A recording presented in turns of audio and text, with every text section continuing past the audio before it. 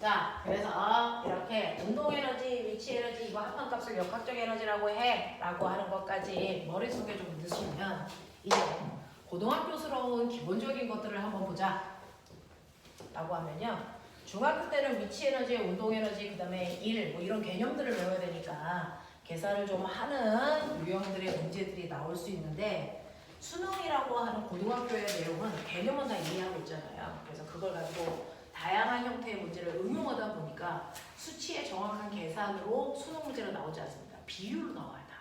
비율. 그래서 화학도 물리도 비율로 여러분들이 계산하는 그런 문제들이 많이 나오거든요. 그래서 그런 것들을 우리가 어떻게 할까라고 하는 거야. 그래야 한 문제를 30초라는 짧은 시간 동안에 해결할 수 있잖아. 그래서 그런 것들을 우리가 어떻게 할까라고 하는 건데, 이렇게 기준면이 있다고 치자. 자, 기준면이 있어서 물체가 울러 그냥 모으게 롤러코스터 이런 거죠. 롤러코스터. 자, 그 중에서 이 A라고 하는 최고 지점은 기준면으로부터 20m 높이를 얘기해요. 그 다음에 여기는 기준면으로부터 10m 높이, 여기를 P라고 할 거야. 기준면으로부터 C라는 높이, 여기를 16m로 할 거야. 기준면으로부터 4m 높이, 여기를 D라고 할 거야. 뭐 이렇게 생각해보자 라는 얘기입니다. 됐죠? 이렇게 각각의 물체가 있는데, 이 물체가 꿀렁하고 움직인다고 치자. 여기서 물체가 이제 후 이렇게 움직일 거야. 놀이동산 가서 이거 타는 거 아니야? 이거 위험해. 그래서 보는 거야. 자, 그랬을 때요, 역학적 에너지가 보존되고 싶어. 그러면 역학적 에너지는요, 자, 여기에 가만히 있던 물체가 밑으로 훅 하고 내려와. 그럼 무슨 에너지 감소? 위치 에너지 감소한 만큼 에너지는 보존되잖아. 그러면 위치 에너지가 감소한 만큼 에너지가 없어진다는 얘기야? 에너지는 절대 없어지잖아. 하나의 에너지가 감소하면 다른 형태의 에너지가 늘어나는 거야. 무슨 에너지가 늘어날까? 운동 에너지. 그렇지. 그래서 내려올 때는 운동 에너지가 증가하기 때문에 운동 에너지로 전환되는 구간이야. 이렇게 표현해. 됐어? 그럼 올라갈 때는 위치 에너지로 전환되는 구간이야. 이렇게 하면 돼. 됐어? 그래서 운동 에너지로 전환되는 구간 뭐 이런 식으로 표현한단 말이야. 그래서 에너지는 보존되기 때문에 에너지는 없어지는 게 아니고, 감소하는 에너지가 있으면 반드시 상대적으로 증가하는 에너지가 있다. 그 증가하는 에너지가 뭐인지를 정확하게 볼 수 있는 안목을 키우셔야 되고요. 그래서 이렇게 에너지가 전환되면서 물체가 움직인다고 치자. 그랬을 때요, 선생님, 그럼 반드시 위치 에너지가 줄어든 만큼 100%다 운동 에너지로 전환돼요? 아니면 다른 에너지로 전환될 수도 있어요?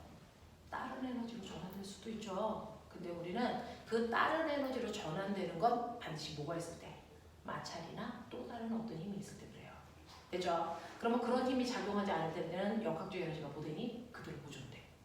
됐어? 그러면 역학적 에너지가 보존되는 경우에는요, 어떤 힘이 작용할 때예요? 바로 역학적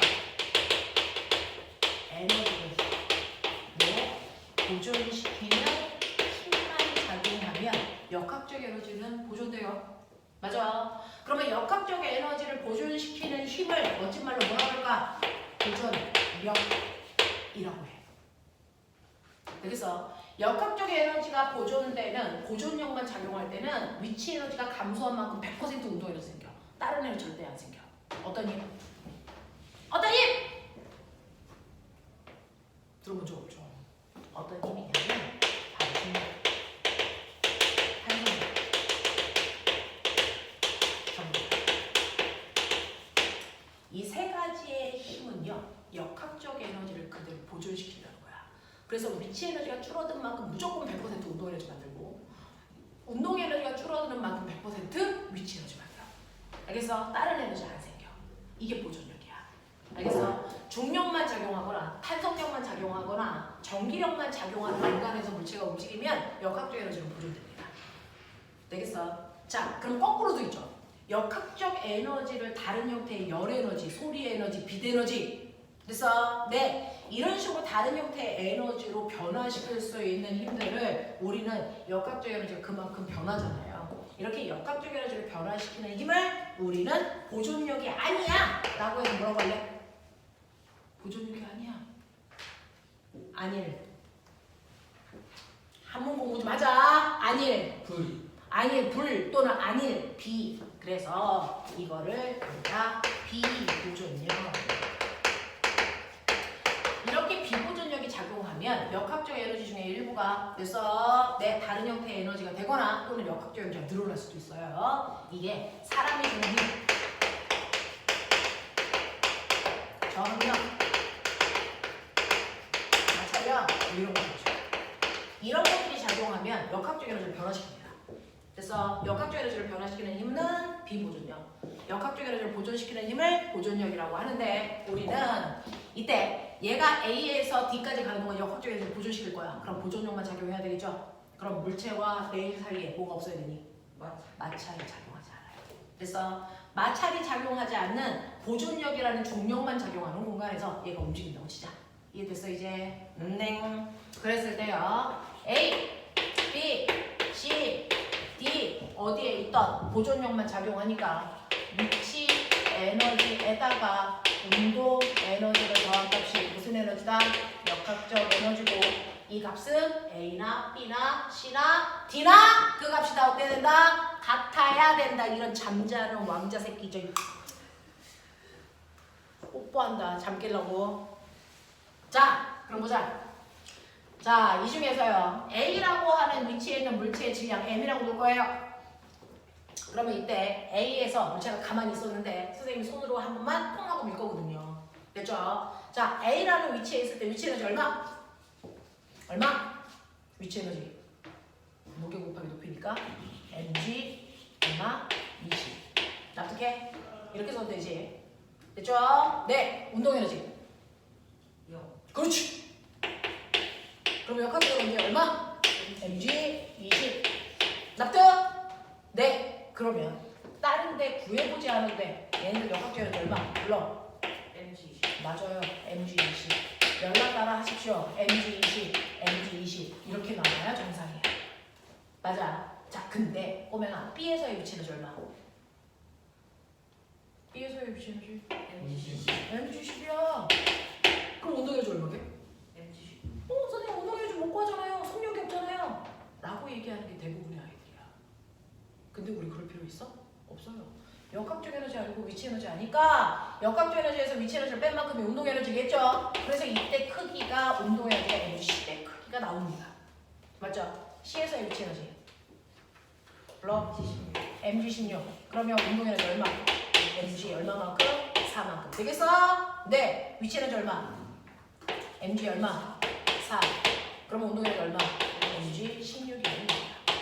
맞냐? 이런 식으로요. 그럼 선생님 갑자기 어떤 운동 에너지가 무려 mg 16만큼 늘어났어요.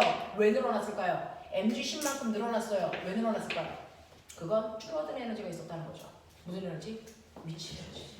위치 에너지가 정확하게 mg 10만큼 줄었기 때문에 운동 에너지가 mg 10만큼 생긴 거예요. 그러니 앞으로는 운동 에너지 구하라 그러면 감소한 위치 에너지 구하면 된다. 납득? 한 번 더. 여기서 연구 가면서 위치 에너지 오히려 늘어났어요. 얼마만큼?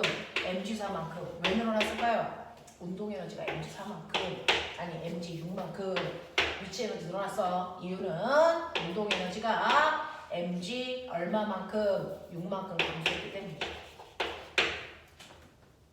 됐죠? 여기서 여기로 가면서 여러분들이 보시는 것처럼 위치 에너지 mg 12만큼 증가했어요. 이유가 뭡니까? mg 12만큼 감소했기 때문이에요. 이해돼? 하겠어? 이런 식으로요. 에너지는 항상 보존돼야 돼. 에너지는 보존돼야 되는데 그 중에서 보존력만 작용하기 때문에 역학적 에너지 보존되는 공간이다. 저거 C에서 D까지 플러스 마이너스 반대로 된 거 아니에요? 반대로 됐어. 정신 안 차려? 정신 차리나 안 차리나 봤는데 이 새끼들이 크는 거고 느는 거고 맞지? 네 이렇게 가는 거야.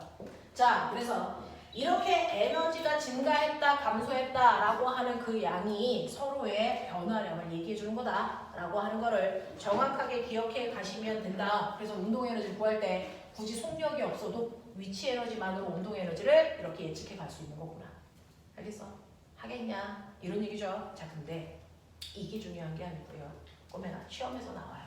시험에서는 이 그림 하나만 그려주겠죠. 이 그림 하나만 그려주고 여기 있는 얘기는 없겠죠. 됐죠? 자, 그래놓고 시험 문제에 뭐 나오겠습니까? 라고 하면 A와 B의 위치 에너지 비율이 얼마냐 이렇게 물어봐요.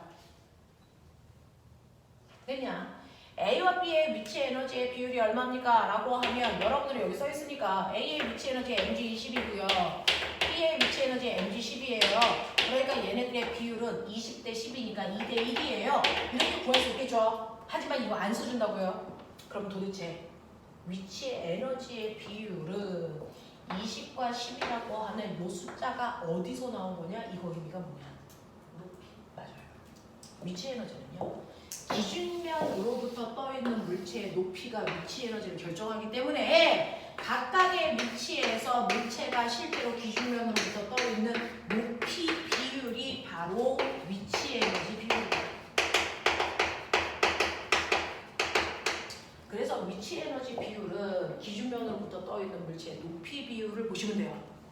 됐어? 네. 그래서 여러분들이 앞으로 B-의 위치 에너지의 비율이 얼마냐? 라고 하는 걸 굳이 여기에 있는 이걸 써주지 않아도 되겠죠? 해봐. B-의 위치 에너지의 비율 몇 대냐? 5대 8. 5대 8.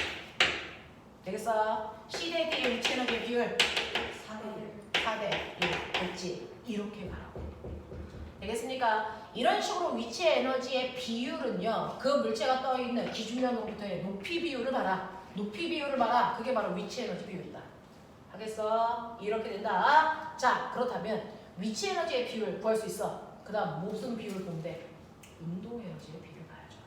됐어? 그 다음에는 운동 에너지의 비율을 또 물어볼 수 있겠죠? 운동 에너지요. A는 운동 에너지 없으니까 B-의 운동 에너지의 비율이 얼마야? 이렇게 물어본다고 치자.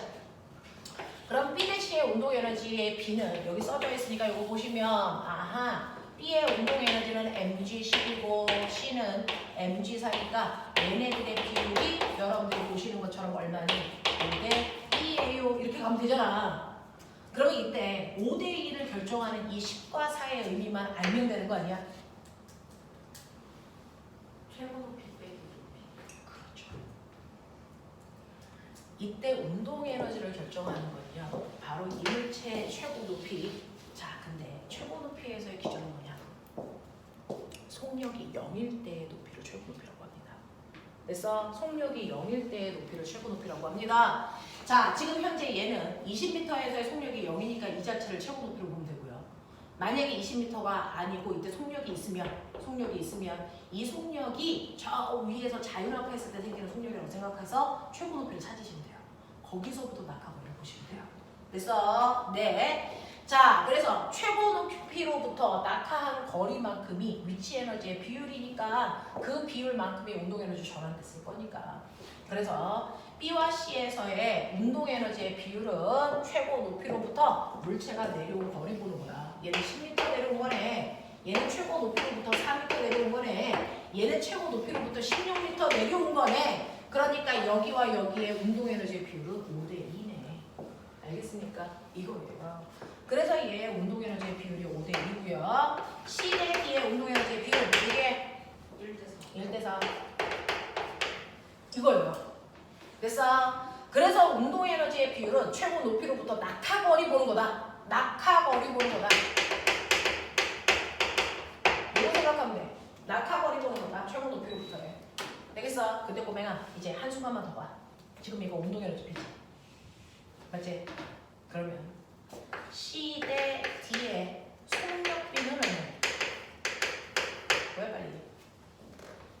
C 대 D의 속력 비율은 얼마니? 1대 2. 1대 2. 왜 그런 줄 알아요? 운동 에너지라고 하는 건 2분의 1 곱하기 m 곱하기 c를 지나는 순간의 제곱 대 2분의 1 곱하기 m 곱하기 d를 지나는 순간의 제곱 이거의 비율인 거잖아요, 사실은. 근데 2분의 1m, 2분의 1m 똑같단 말이죠. 그러니까 결국은 운동 에너지의 비율은 C를 지나는 순간의 속력의 제곱 대 D를 지나는 순간의 속력의 제곱의 비율이 운동 에너지 비율이야. 속력의 제곱 비율이 운동 에너지 비율이었어. 맞지? 그러니까 이거의 루트 시온 값이 바로 속력 비율이더라. 맞냐? 운동 에너지의 비율에 루트 씌움만큼이 속력비가 돼요. 그래서 얘는 속력이 1대2예요가 되는 거죠. 이해되겠어? 그래서 수능에서 거꾸로 C와 D의 속력 비율이 1대2다 이렇게 줘요. 그러면 그 지점에서의 운동 에너지의 비율이 1대4구나. 알겠습니까? 네. 라고 하는 걸 유추해서 푸셔야 됩니다. 이런 겁니다. 알겠어?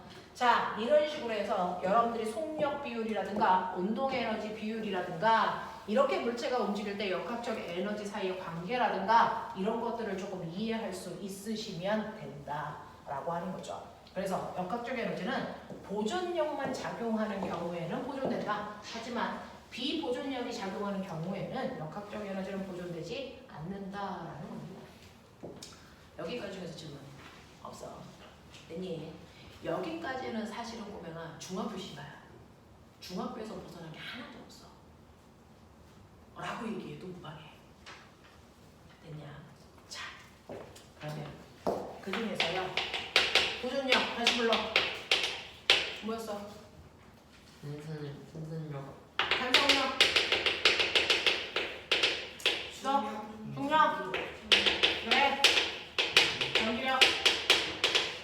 요거 세 개가 보존력이야. 이것만 착용하는 공간에서 역학적 에너지 변하지 않아. 맞아? 하겠어? 네. 자, 그러면서 우리가 알고 있는 거 있죠? 이렇게 써지는 거. 무슨 에너지? 무슨 에너지였어? 위치 에너지. 위치 에너지를 원래 뭐라 그러게요? 포텐셜 에너지. 됐어.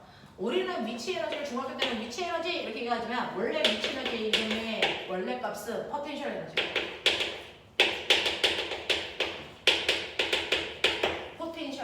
포텐셜 에너지 영어니까. 그래서 네, 이런 느낌인데 포텐셜 에너지라고 하는 이 에너지를 우리는 위치 에너지 이렇게 얘기했었는데 위치 에너지의 종류가 있다는 거죠. 너네 핸드폰 꺼내서 내가 뽀뽀한 거 찍어서 올려라.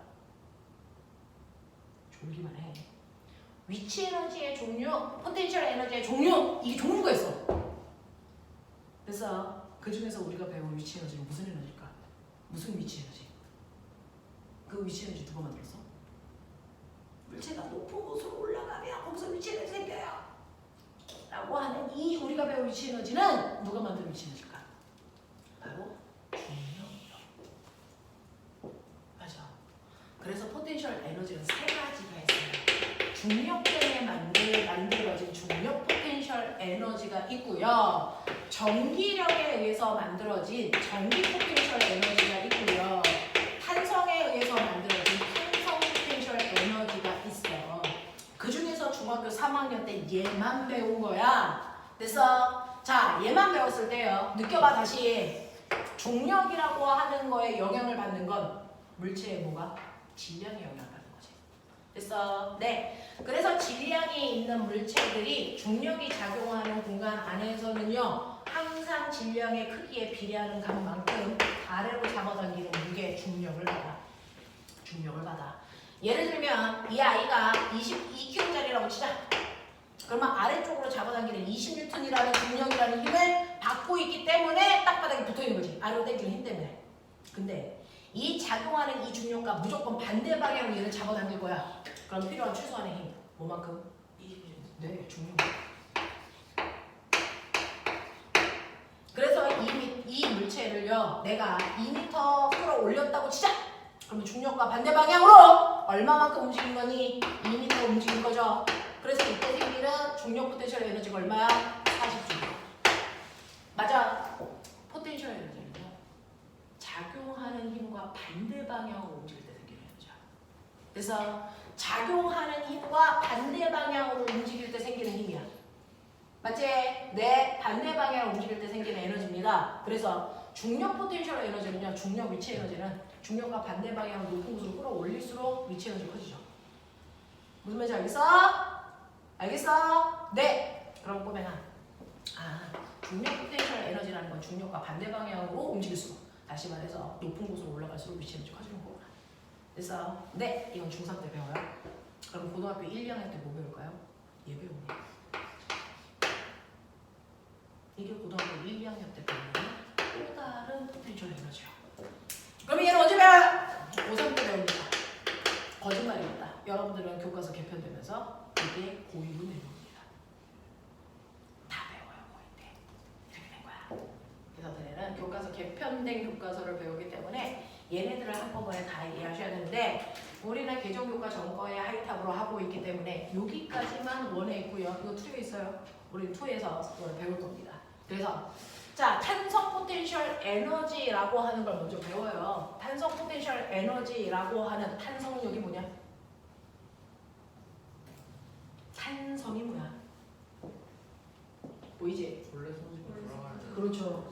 변형된 물체가 제자리로 돌아가려는 성질, 이걸 탄성이라고 하고 그 탄성의 크기를 탄성력이라고 하는데 탄성력을 가지고 있는 대표적인 도구가 뭐야? 용수철. 알겠습니까? 네. 그래서 용수철 저울이라고 하는 게 탄성력을 이용해서 힘의 크기를 측정하는 저울이잖아. 자, 그랬을 때 꼬맹아 여기 봐. 용수철 있어. 됐어. 자, 이렇게 용수철이 있어요. 용수철에다가 내가 물체를 매달아요. 자, 16N짜리 물체를 매단다? 다시 말해서 1kg짜리를 매달았죠. 그랬더니 용수철이 돼서 늘어나겠죠? 그래서 늘어나다가 어느 순간 멈추겠죠? 자, 멈췄어. 합력 얼마? 0? 그러면 이때 아래로 작용하는 중력 얼마? 네, 10N. 근데 합력이 0이어야 돼. 그럼 위쪽 방향으로 작용하는 힘의 크기가 얼마짜리가 있다는 얘기야? 10N만큼 있다는 얘기지? 그래서 합력이 0이지? 얘가 누굴까? 네, 제자리로 돌아가려는 용수철 탄성력이라고. 됐어? 그래서 용수철이 늘어나다가 멈추는 순간에는 위쪽 방향으로 돌아가려는 제자리로 돌아가려는 탄성력의 크기와 아래로 잡아당기는 중력의 크기가 같아서 멈춘 거구나. 됐어? 네, 그래서 용수철은 작용하는 힘만큼 늘어납니다. 그랬을 때 너네 알죠? 용수철이 늘어난 길이와 용수철에 작용하는 탄성력 사이의 관계 어떤 관계? 네, 정밀히 관계가 있어. 정밀히 관계가 있어. 됐어. 그래서 어떤 용수철이요. 선생님, 그러면 16N의 힘이 작용했는데 몇 cm 늘어났어요? 자, 보니까 얘가 5cm 늘어났다고 시작. 와, 5cm 늘어났네.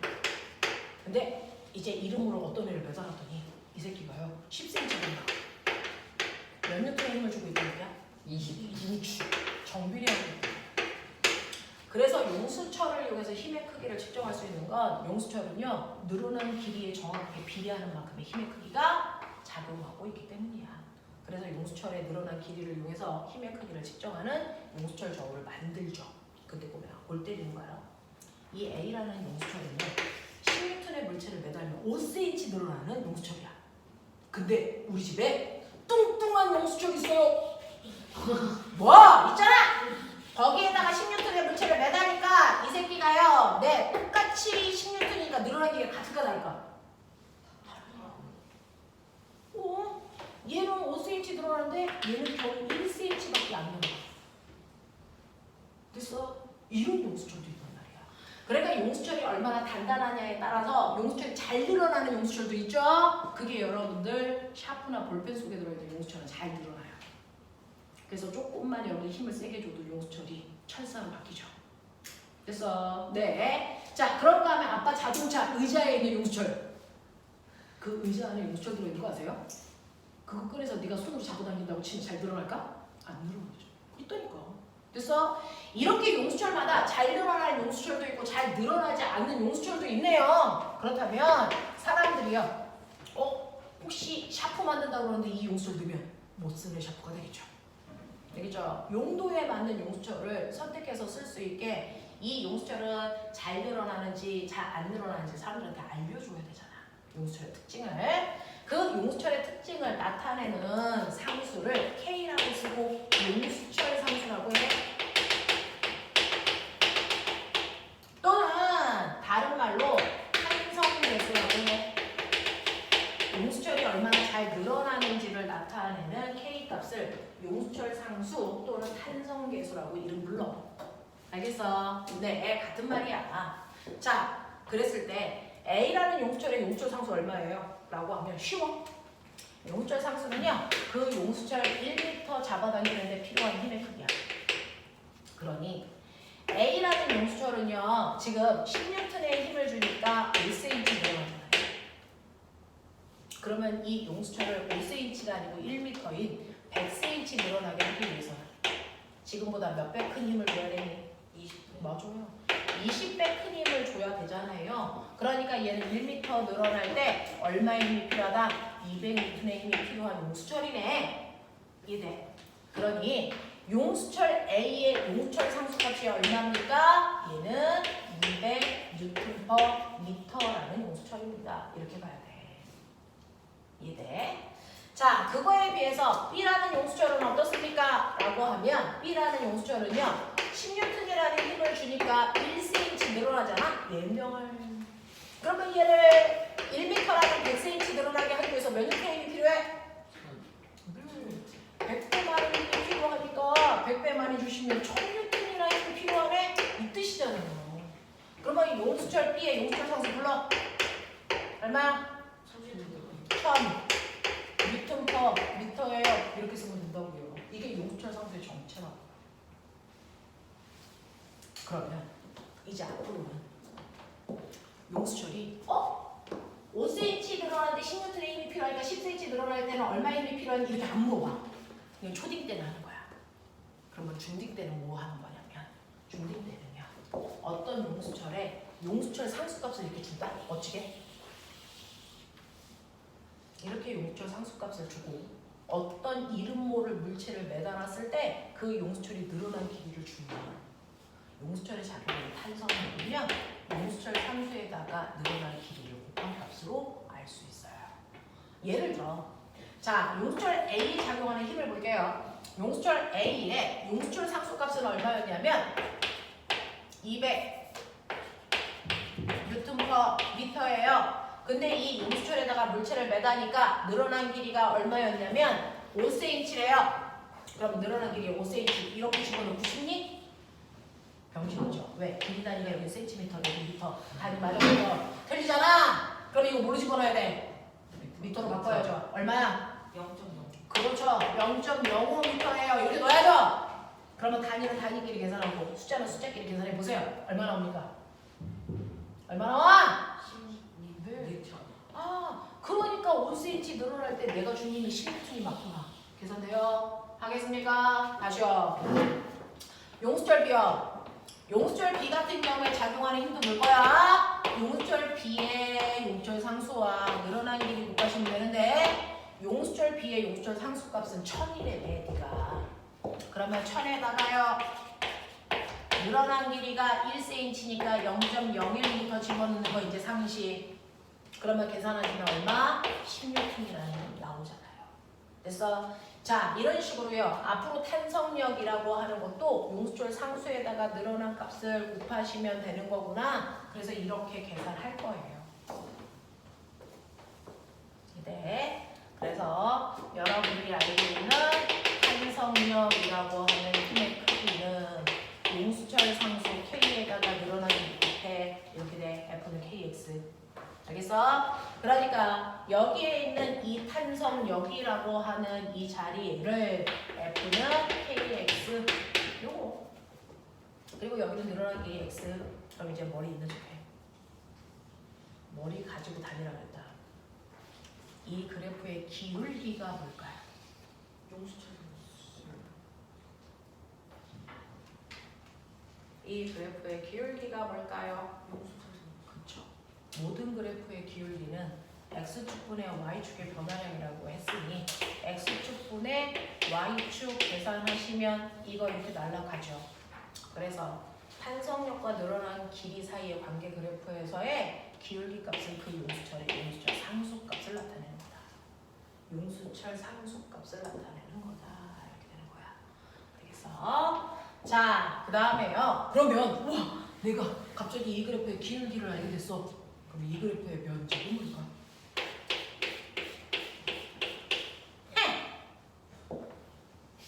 생각해!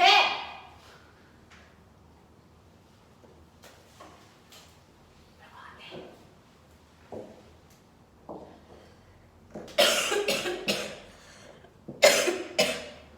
배운 거야. 해봐.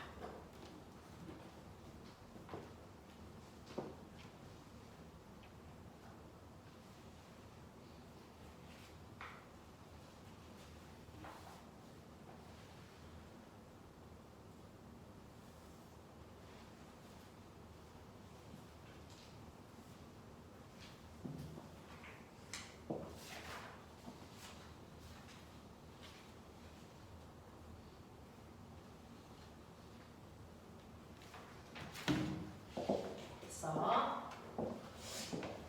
뭘 것 같아?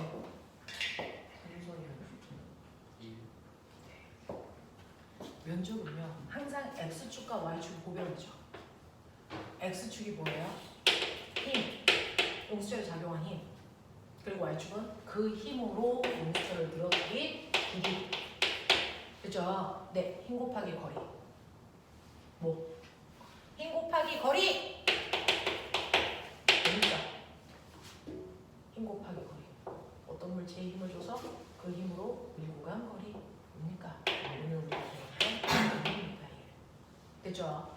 그러니 이 용수철에 힘이 작용한 만큼 용수철이 늘어나는 일을 누가 해준 거야? 그래서 탄성력이 해준 거죠.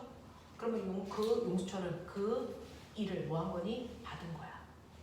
그래서 그 일을 받아서 용수철은 일을 받은 만큼 뭐가 생긴다? 에너지가 생긴다. 그 에너지를 용수철이 갖게 되는 에너지 바로 이걸 탄성 포텐셜 에너지라고 표현하겠죠. 되겠어? 자, 그럼 이거 넓히고 하자. 물론 숫자로 말고 문자로. x 곱하기 x 곱하기 kx kx 곱하기 2 곱하기 2분의 1. 그래서 가로 곱하기 세로. 되겠어? 곱하기 2분의 1이죠. 그래서 이거 정리.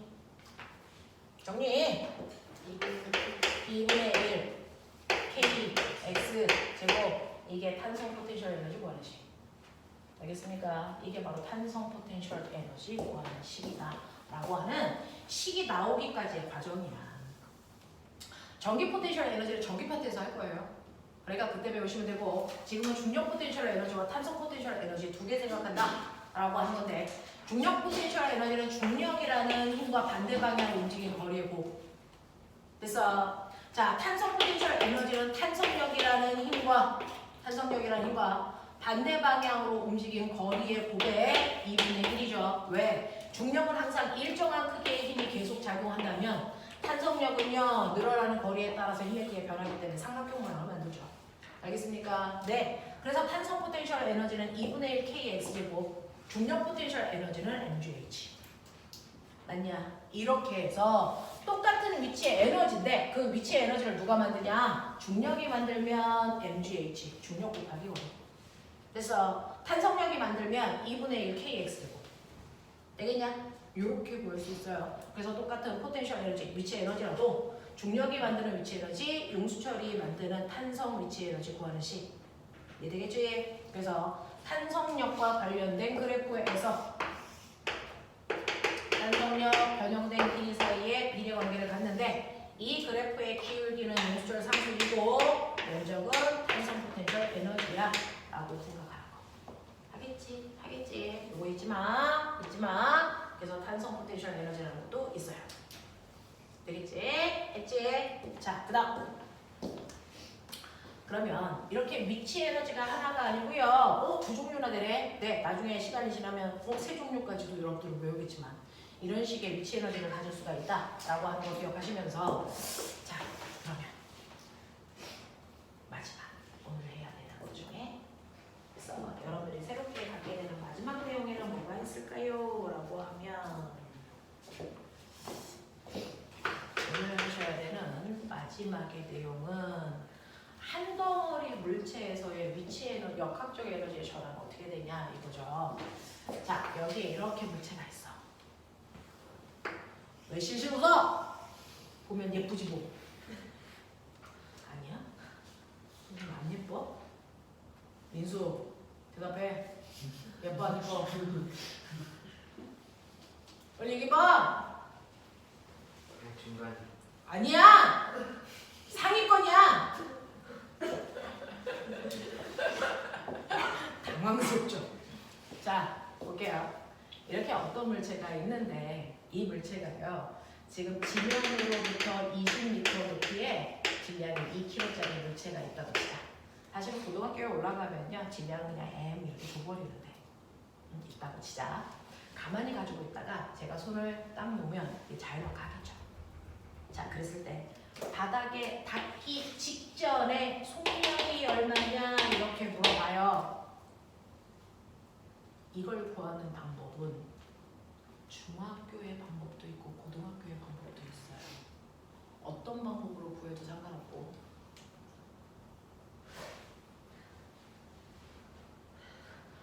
어디야, 다인? 빨리 얘기해.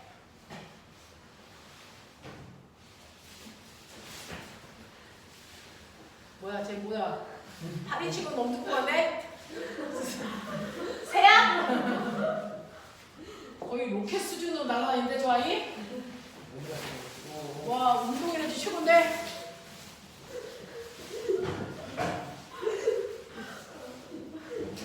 야, 꼬맹이 아이들이 싫어하면 오빠들이 일어나서 잡아주면서 괜찮아 이렇게 해주는 그런 센스는 이런 게으름의 새끼들.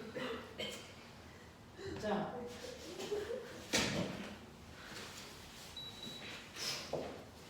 이거 풀면 많이 추워? 괜찮아? 응. 자, 이거요. 다인, 여자인 척 하지 마! 네?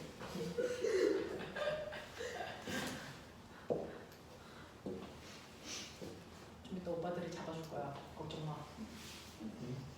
우리 오빠도 씩씩하게 생겼잖아? 잡아주겠지. 설마 지네들끼리만 도망가겠어, 이 새끼들? 자, 볼게요.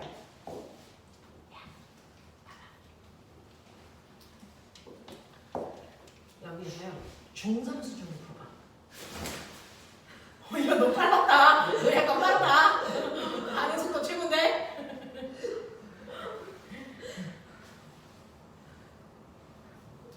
근데 왜 데리고 왔어, 다인아? 집에 두고 다녀! 누가 애완동물을 들고 다니래? 중학교 3학년 수준으로 풀자. 중학교 3학년 수준으로 풀 수 있는 방법. 꼬맹아, 물리는 다양한 방법으로 문제를 풀려고 해. 그래서 그게 제일 좋은 거라서 선생님이 나중에 여러분이 이제 올림 정도 수준이 되면 한 문제를 여러 사람이 모여서 같이 풀어봐 라고 하면 얘는 이 방법, 얘는 저 방법. 그래서 그 방법들을 자기가 기억하는 거예요. 그중 내가 가장 빠르고 정확하게 풀 수 있는 건 나의 방법이고, 아, 이거 또 다른 방법으로 풀 수 있네. 그래서 다양한 각도로 문제들이 제시됐을 때 이 방법으로도 풀 수 있고 저 방법으로도 풀 수 있다는 걸 인지하고 계셔야 되거든요. 이 문제를 풀 수 있는 방법은요. 첫 번째는 역학적 에너지 구조를 해요.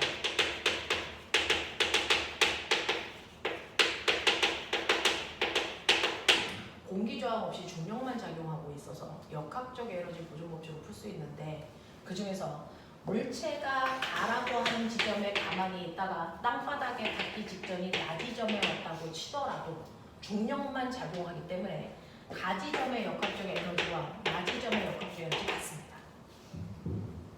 이해하셔야죠. 그 중에서 가지점에서는요, 위치 에너지와 운동 에너지를 더한 값이 역학적 에너지인데, 가만히 있었기 때문에 운동 에너지는 없어요. 위치 에너지만 있겠죠. 얼마만큼? mg, h만큼. 요 높이를 h의 질량을 m으로 넣는다면 mg, h만큼 있어요. 그리고 그게 떨어져 땅바닥에 닿기 직전, 그렇죠? 직전에 위치 에너지 얼마니? 0. 정연이! 빨리 잡자. 어딨어? 빨리! 이게 내 해결할게. 어딨어? 그러기에 어디?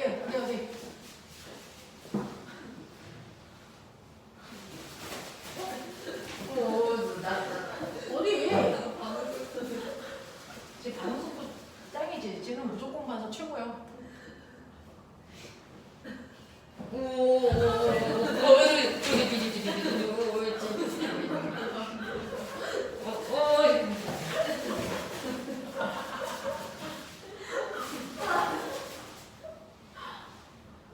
얘를 좀 가둬두도록 하자. 야, 근데 왜 자꾸 뒤. 어디? 아까 있었는데. 얘는 거의 로켓이야? 어디? 야! 집에서는 지가 막 잡는 주제에 그냥 하고 나서 약간 척하고 있어. 어딘데? 와, 얘가 어떻게 애가 이렇게 산만하냐? 앉아있질 않냐? 산만한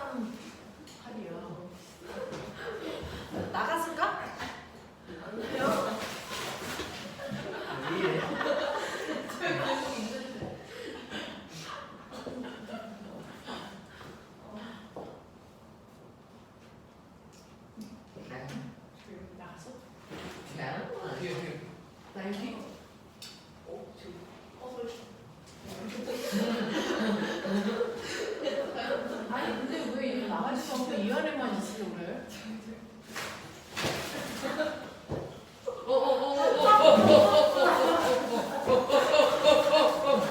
어디? 봤어요. 너 찔리고 나가지 않아? 야, 남자애들이 파리를 보고 뭐라고 하는 거야? 이 새끼들 너네 군대 한번 가봐야 되겠구나. 이 새끼들이 마트를 가가지고.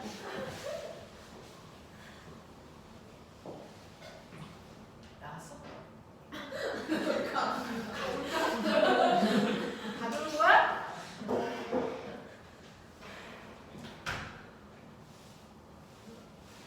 됐어.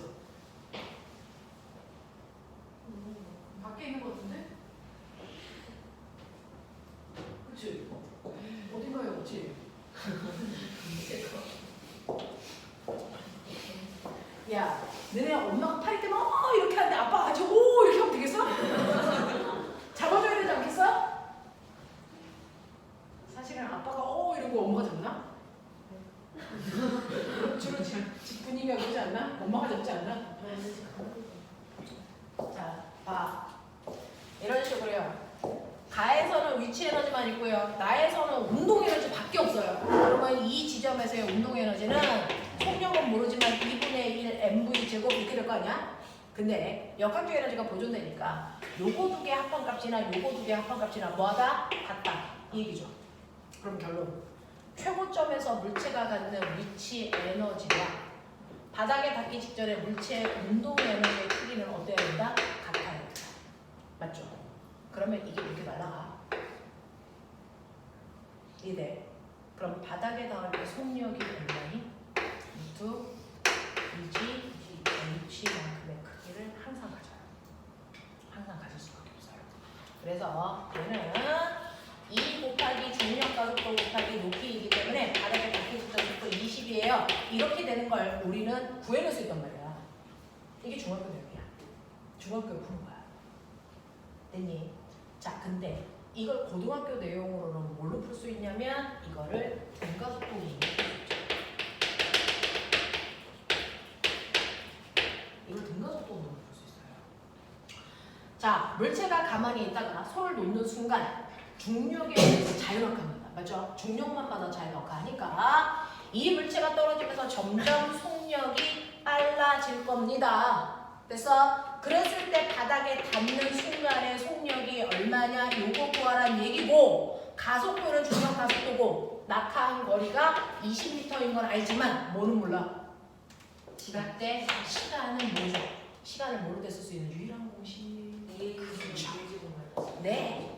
EAS는 V제곱 마이너스 V0 제곱인데 떨어질 때 가속도는 중력 가속도고 떨어지는 높이는 h가 되었고 처음에 출발할 때 속도는 0이었고요. 맞아? 맞아? 그렇다면 꼬맹아 바닥에 닿기 직전 속도 V는 얼마니? 루트 2g h 모양 어때요? 같아요. 되죠? 되죠? 이 얘기예요. 이 얘기예요. 어떻게 풀어도 돼요? 어떻게 푸셔도 됩니다. 어떻게 푸셔도 돼요. 같은 문제 풀인데 그래서 에너지나 일의 개념으로 문제를 풀어야 되는 상황이 발생하면 이걸로 푸시고요. 그래서 속도로 문제를 풀 수 있는 상황이 되면 이걸로 푸시고요. 편한 대로. 하지만 둘 다 가능하다. 결국은 똑같다. 알겠습니까? 이렇게 된다는 거 인지하시면 좋아요. 자, 그러면 이렇게 하나의 물체가 움직일 때 그 물체의 위치 에너지가 감소한 만큼 운동 에너지가 생긴다는 역학적 에너지 전환 관계를 가질 텐데 이게 하나가 아니고 이렇게 움직인다고 치면 어떨까요? 와, 우리가 좋아하는 그 정도는 애다. 좋아하는 척 안 해? 좋아해. 그래서 이런 거죠. 그 정도는 애가 있다. 이때 A가 1kg이고요. B가 2kg짜리라고 치자. 뭐 이런 거야. 그래서 자, 그랬을 때 이 물체가 내가 이렇게 손을 받치고 있다가 손을 서서히 치우면 됐죠? 이때 알자임 얼마? 알자임 얼마? 20.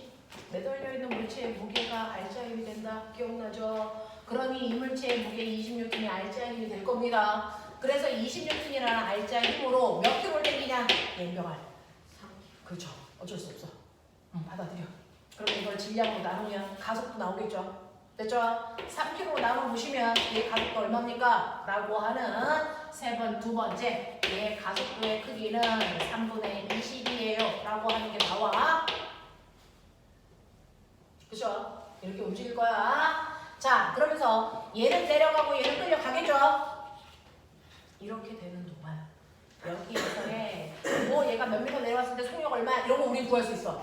왜냐 앞에서 해봤으니까. 자, 근데 문제는 여기에서 에너지 전환을 보자. 에너지 전환을 보자. A도 있고 B도 있어요. 내가 손을 놓는 순간 A와 B의 에너지가 바뀌어요.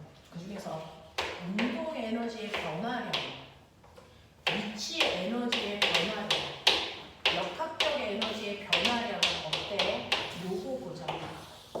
그동안에 중학교에서는 혼자서 하나의 물체가 내려가거나 올라가면서 에너지의 전환을 배웠다면 이제 하나의 물체가 아닌 여러 개의 물체가 이렇게 연결되어 있을 때요 에너지 전환은 어떻게 돼? 라고 하는데 여기서도 똑같이 손만 치웠기 때문에 중력만 받아 다른 힘을 받은 적이 없어. 그러니까 역학적 에너지 뭐 돼야 돼? 보존돼야 돼. 맞죠? 역학적 에너지가 보존돼야 되네. 보존될까? 보자. 내가 손을 치웠다? 그러면 얘가 가속도를 가지면서 점점 빠르게 내려오면서 얘가 점점 빠르게 끌려가. 맞죠? 네. 그랬을 때 거기 있어? 초파리 있어. 아까 그 아이야? 아니, 그 아이는 아니야. 그 아이는 너무 씩씩하게 생겨서. 자, A는요. 점점 속력이 빨라지기 때문에 운동에는 좀 뭐하고 있다? 증가하고 있다. 기억해? A의 위치는 A 끌려가요. A의 위치는 좀 그래요. 빨리 생각해. A의 위치는지 늘어나 줄어들어 그대로야. 그대로죠. 얘는 높이 변화가 없잖아요. 그러니까 A의 위치 에너지의 변화량은 없어요. 그러면 위치 에너지와 운동 에너지 합이 역학적 에너지인데 A는 역학적 에너지가 증가만 했네. 중력만 받았는데 역학적 에너지 보존 안 되네. 그럼 선생님 사기셨네. 중력만 받는다면 역학적 에너지 보존된다면서요. 네. 이게 늘어났잖아요. 설명해봐. 보존될까 안 될까? 보존되냐 안 되냐? 보존되는 겁니다. 아까는요. 혼자서 움직였으니까 얘가 가지고 있는 역학적 에너지가 보존되는 건데. 됐죠? 지금은 혼자 움직이는 게 아니고 몇 개가 움직여? A와 B 두 개가 움직여. 맞아. 그랬을 때 역학적 에너지 보존은요. A와 B 각각이 보존되는 게 아니고 같이 움직이는 두 물체의 합, 전체 역학적 에너지가 보존돼서 변하고 있습니다. 그래서 이래야 돼. 그러면 A의 역학적 에너지가 증가했다는 얘기는 B의 역학적 에너지가 뭐 할 거라는 얘기야? 감소할 거야. 그래서 어떤 애가 에너지가 10만큼 증가해서 그럼 얘는 감소하는 양이 10이라서 전체 변화량은 역수가 된다고요. 그래서 이런 모양이 돼. 이런 모양이 돼. 자, 그럼 이때 보세요.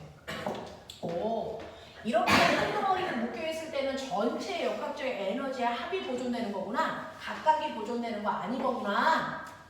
그럼 이때요. B라고 하는 물체는 보세요. B는요. 밑으로 내려가면서 속력이 점점 빨라지니까 운동 에너지 증가. 근데 쟤는 내려오니까 위치 에너지는 강해. 이거네. 느낀 점.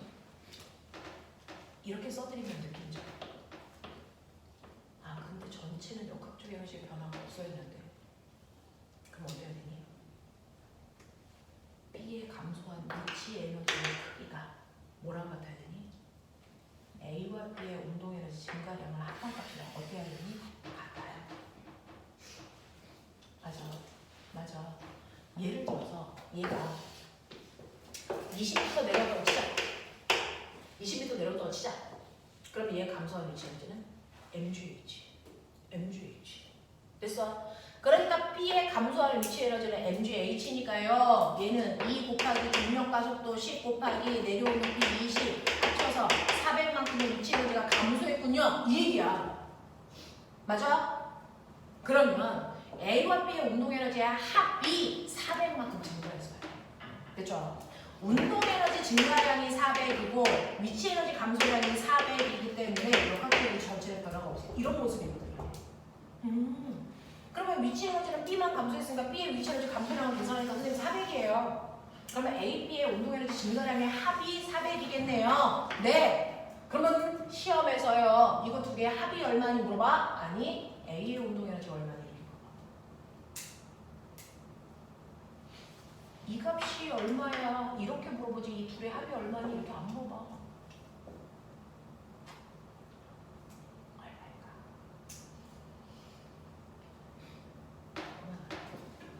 얘가 여기까지 이렇게 내려오는 동안 얘도 여기까지 이렇게 끌려가겠지?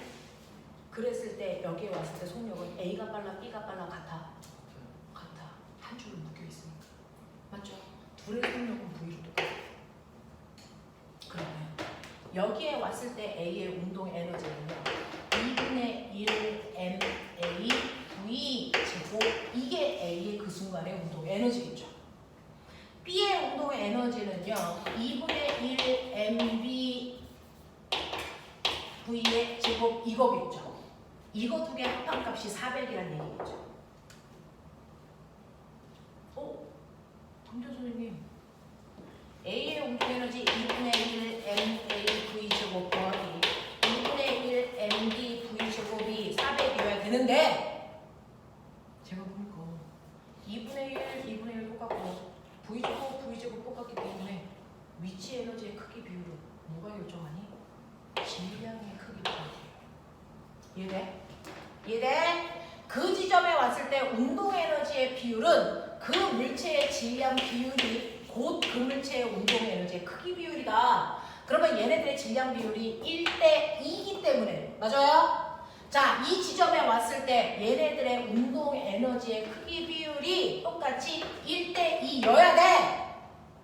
그러니 A의 운동 에너지를 2라고 하면 B의 운동 에너지는 그거에 2배, 2가 이거 두 개 더하면 3, 2라는 크기가 나오고 그게 400이 된다.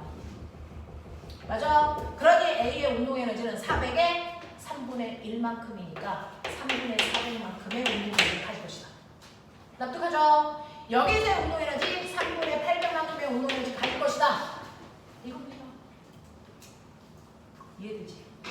이해되지? 그러면 거꾸로 저기 도착했을 때 속력이 얼마야? 이제 되지 않아?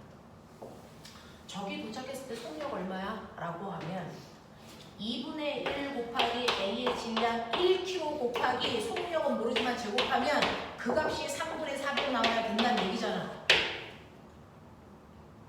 맞아? 맞아.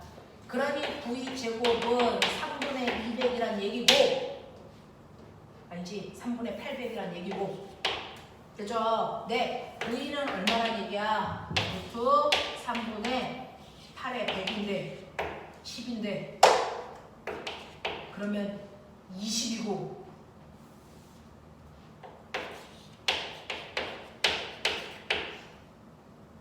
되겠어.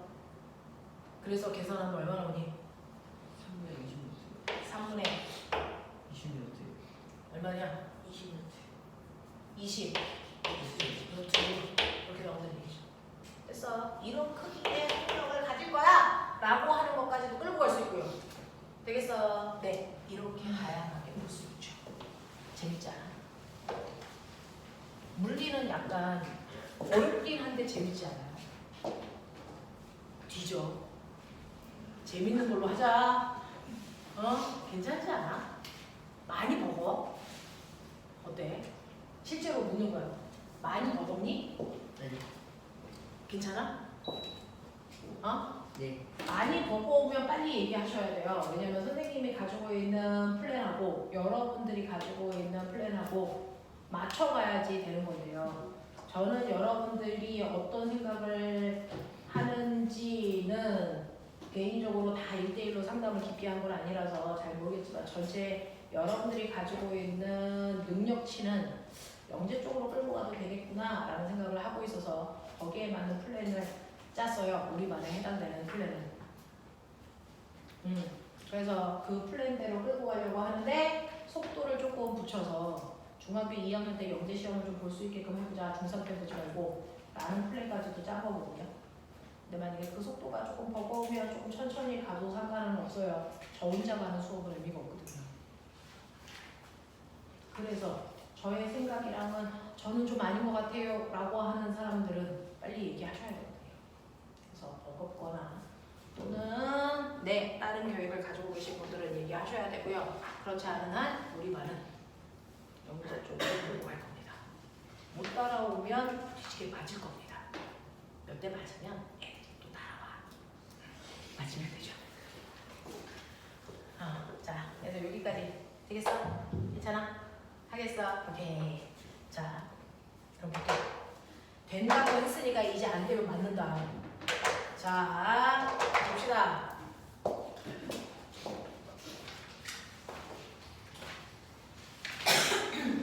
지금 선생님이 했던 블라블라 그런 얘기들이요. 그죠? 이런 얘기들이 여러분들이 가지고 있는 102페이지까지 정리되어 있는데요. 103페이지까지 정리되어 있는데요. 이런 얘기들을 가지고 있고요. 자, 그래서 104페이지부터 이제 여러분들이 문제를 풀게 될 건데 104페이지부터 문제를 풀게 될 건데 문제를 풀면서 물리원에서 가장 어려운 문제들이 발생하겠죠. 가장 물리원에서 난이도 높은 문제들도 있겠죠. 그거를 어떻게 풀어요? 물투의 개념으로 풀면 쉬워요. 물리원의 어려운 문제들은 사실 물투의 개념을 가지고 왔기 때문에 어렵다라고 인지되는 건데 역학적인 에너지 파트에서 물투 파트는 새로운 내용은 없습니다. 딱 하나만 여러분들이 기억하셔야 될 게 거기 어딘가에 예쁘게 필기하십시오. 여러분들이 물리원에서 역학에서 어렵게 얘기하는 거를 풀기 가장 쉬운 건 바로 이 에너지 정리라는 개념으로 푸시면 돼요. 그렇죠? 그래서 저는 물리원하고 물투를 우리 반만 같이 해주고 있어요. 우리 반만 그거를 같이 해주고 있어요. 다른 반 이렇게 하면 애들 다 중단 나옵니다. 못 알아들어서. 근데 우리 반은 그냥 하고 있어요. 그렇죠? 그래서 물원을 물투처럼 해주고 있고 물투로 가면 물원 복습하면서 할 거니까 그렇죠? 천천히. 지금 알아듣는 거 전체 선생님이 쏟아내는 것 중에 60%만 받아가시면 돼요. 나머지 40%는 물투 복습하면서 따라가시면 되고요. 자, 1 에너지 정리가 뭐냐면 여러분들 이거는 아까 배운 거 기억나? 알짜, 힘이, 한일. 결국은 A에서 B로 가면서 알짜의 힘이 한일만큼 에너지가 변한다고 했어요. 됐죠? 알짜의 힘이 한일이 바로 뭐랑 같다? 운동 에너지의 변화입니다. 이걸 설명한 게 1 에너지 정리다. 알짜의 힘이 한일만큼 에너지가 변한다고 했지. 근데 아무 에너지나 변하는 게 아니고요. 알짜의 힘이 한일은 정확하게 운동 에너지의 변화량입니다. 알짜의 힘이 한일은 정확하게 운동 에너지의 변화량을 얘기하는 겁니다. 그렇죠? 알짜의 힘은 운동 에너지 밖에 변화시킬 수 없어요. 증명해 볼게요. 야, 이 새끼들아! 증명을 하겠다고!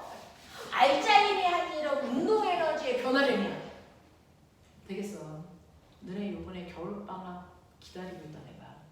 그때 올림픽 특강 들어간다. 하루에 5시간씩. 네? 그리고 남아서 쉬면 너네 겨울방학 때 보자. 그렇게 할 거예요. 네. 그래서 너네는 딱 올림 타기 좋은 아이들이라 끌고 갈 거거든요. 겨울방학 때 보죠. 네. 그래서 10-10까지도 가본다. 네, 수학은 10-10 해봤죠. 하루 종일 12시간 수학만 하는 거. 안 해봤는데. 그럼 해보시면 돼요. 근데 물리를 12시간 동안 해보면 물리력이 늘어나. 나는 물리적인 사람이야. 그래서 그래서 저번에 저 밖에 붙어있는 아이가 여름방학 때 물리 10-10을 한 애들이잖아요. 물리 올림피아드 상탄 아이들이. 근데 딱 걔네들이 물리원만 끝나고 나서 물을 한 달 반 동안 해서 성과가 나온 거거든요. 우리 학원은 막 1년 동안 물리 올림피아드 이런 거 안 합니다. 우리 입시하는 학원이라서 영재 가기도 바쁜데 올림을 1년 동안 하는 그런 일을 안 하거든요. 그래서 방학 때가 겨울방학으로 한 달 반 정도 해서 성과 나오고 그 다음에 입시반으로 들어가고 이걸 계속해요. 그래서 겨울방학 때, 여름방학 때 2번 하거든요. 요번 겨울방학 때는 여러분들이 하시면 돼요. 그래서 선생님이 단과 수업하면서 딱 찍어요. 넌 해? 라고 하는 그 친구들이 해서 타고 영재 가고 하는 거예요. 찍었습니다. 우리말은 올림말입니다. 그리고 그렇게 찍었을 때 엄마들이 싫어요 안 돼! 이렇게 하시는 분들 없어요. 솔직히 생각해봐요. 선생님이 얘 영특해서 한 달 반 동안 텐조템 물리 올림피아드 데뷔시킬 건데 어머니 싫으세요? 라고 물어봤을 때 저 싫어요! 이렇게 얘기할 만한 엄마를 가지고 계신 분 안 가지고 계시지 않아요? 선생님 텐조텐으로 되겠어요? 조금 더 할 수 있으면 더 했으면 좋겠어요 라는 생각을 가지고 계신 부모님들을 가지고 계시지 않으세요? 그러니 중학교 1학년 때 벌써 물리 1을 시작하죠. 여러분 부모님들도 욕심 계시니까. 자, 해보죠. 그래서 겨울방학 얼마 안 남았습니다. 2달 후입니다. 자, 알짜이면 알짜임을 F라고 하자. 그 힘으로 밀고 간 거리를 S라고 하자. 됐어. 자, 알짜의 힘이 됐어. 밀고 간 거리를 곱하면 알짜임의 한 일입니다. 그게 운동 에너지의 변화량과 같다는 걸 증명하는 겁니다. 물리적으로. 해볼게요. 자, F는 그렇죠. 우리는 아는 거 하나밖에 없어요. F는 MA입니다. 됐죠? 그러니까 알짜 힘이 한 일을 FS라고 써도 되고 알짜 힘을 구하는 방법이 물체의 질량에다가 가속도를 곱하는 거죠. F는 MA. 그러니까 F 대신에 MA 집어넣어도 똑같은 거야. 그걸로 미국 간 거리를 곱하면 알짜 힘이 한 일이지. 그치? 근데 이제부터 난이도 뭔가가 보여. 얘가 보여. 얘가. 빨리 생각해. 저 뭐야? AS가 뭐야? 2분의 2AS 외웠던 걸 기억나냐? 기억해? 아까 했던 거 불러봐. 2AS는 불러. 마이너스 2제곱 제곱 그거잖아. 근데 여기서 2가 없으니까 이거 2로 나눴다는 얘기잖아. 그러니 AS장에 이거 집어넣어도 합법이다. 맞죠? 그래서 M에다가 저거 집어넣어봐.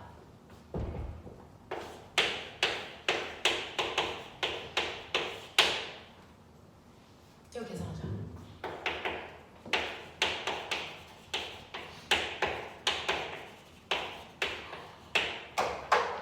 보이냐? 이거 무슨 식이냐? 2분의 1 MV 제곱. 운동 에너지. 그쵸? 그럼 이건 뭐야? 나중 운동 에너지에서 처음 운동 에너지를 빼라. 이 뜻이죠. 그러니 이게 뭡니까? 운동 에너지의 변화량. 맞냐? 되겠냐? 이런 식으로요. 알짜 힘이 한 일은 운동 에너지의 변화량과 정확하게 일치합니다. 알짜 힘은 운동 에너지만을 변화시킵니다. 됐어? 그럼 선생님 힘을 주는데 위치 에너지도 바뀌는데? 그럼 그 위치 에너지는요? 알짜 힘하고 상관없어요. 알짜 힘하고 상관없어요. 여러분들 알짜 힘이 한 일을 구하라 그러면 운동 에너지 변화량 구하시면 되고요. 중력이 하는 게 얼마야? 이거는 그 물체의 위치 에너지 변화량 겁니다.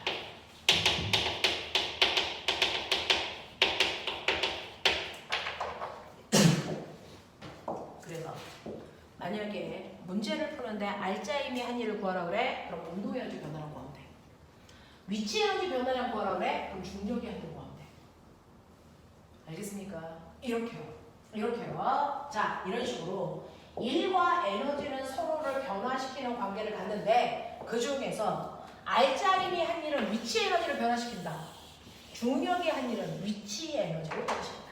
알짜 힘이 한 일은 운동 에너지를 변화시키고요. 중력이 한 일은 위치 에너지를 변화시킨다. 다시 말해서 위치 에너지가 변했다면 중력이 이랬다는 얘기다. 운동 에너지가 변했으면 알짜 힘이 작용하고 있다는 얘기다. 알겠습니까? 이런 얘기예요. 이게 서로 호환되는 관계라는 걸 물투에서는 이거 하나만 가르쳐요. 이거밖에 없어요. 근데 이걸 끌고 내려오면 물원문제가 열나 쉬워요. 왜? 운동 에너지 변화량 구하라고 그러면 물원에서는 그냥 운동 에너지를 구해서 변화량을 구할 수밖에 없어. 근데 물투에서 그렇게 안 해요. 그냥 알짜임이 구해서 알짜임이 한 일을 볼 때. 알겠어? 이런 식으로요. 됐죠? 그래서 운동 에너지의 변화량은 알짜임이 한 일이고 위치 에너지의 변화량은 중력이 한 일로 계산하시면 된다. 자, 그럼 이제 가죠. 104페이지부터. 됐어. 15분 남았어. 빨리 펴.